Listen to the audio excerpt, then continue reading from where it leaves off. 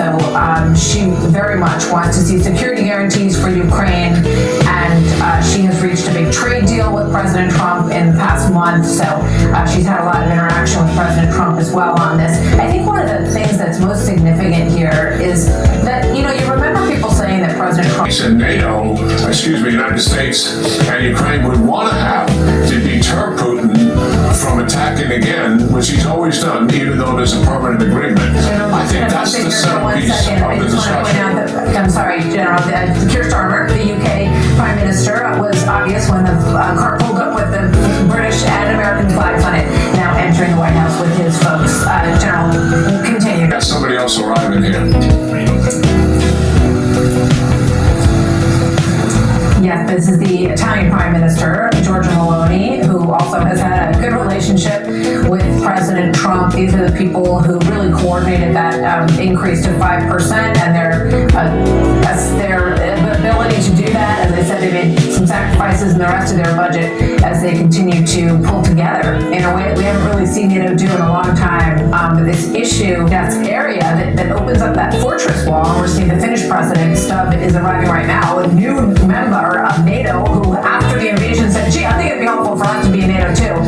We'd like to have that protection for our country. But Steve, what does that mean? That would U.S. planes be flying over this area, making sure he doesn't take another inch? What do you think that would look like, given your experience in the region living there?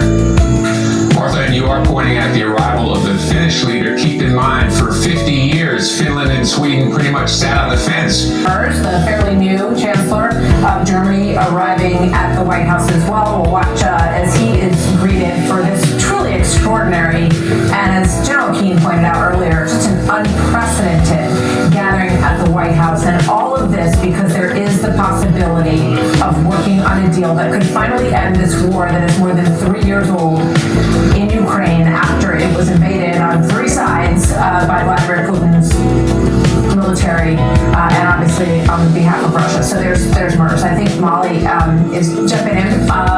You are here, Molly.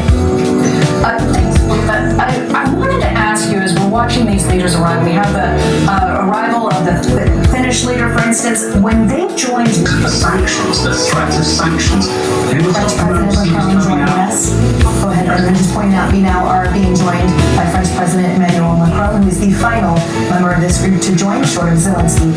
Sorry, Benjamin, please continue.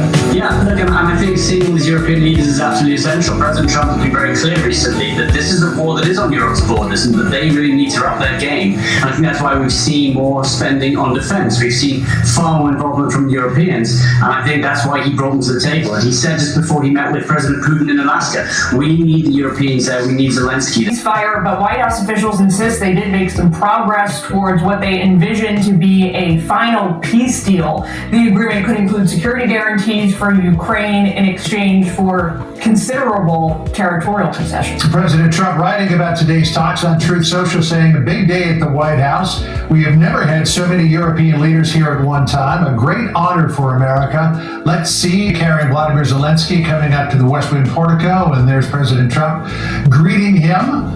I imagine that this meeting is probably going to go a lot better than that one at the White House a couple of months ago. Which did not end well. Let's see if we can listen in here. President Trump, sir, your message to the people of Ukraine as world leaders gathered here today. Russia continues to attack civilians in Kyiv, killing many.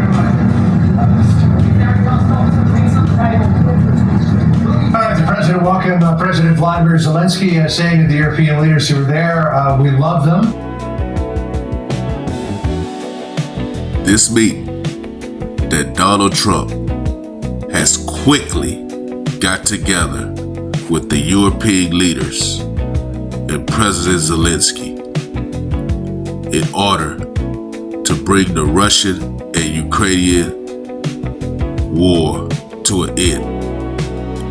The question is, now, can Donald Trump close the deal? Like, comment, subscribe.